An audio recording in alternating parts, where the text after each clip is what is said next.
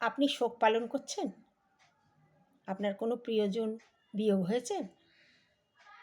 শোক পালন তখনই করবেন যে প্রিয়জন আপনাকে ছেড়ে চলে গেছে, তাকে জীবিতকালে কষ্ট দিয়েছেন কি না, বা তার সেবা যত্ন করেছেন কি না, তাকে শ্রদ্ধা করেছেন কি না, তাকে তার মনের কষ্ট যাতে না হয় তার কাছাকাছি থেকে সেই কষ্ট দূর করেছেন কি না, তার খাওয়া দাওয়া দেখেছেন কি না, তাকে অনুভব করেছেন কি না, তাকে ভালোবেসেছেন কি না, তবেই কিন্তু আপনি শোক পালন করবেন।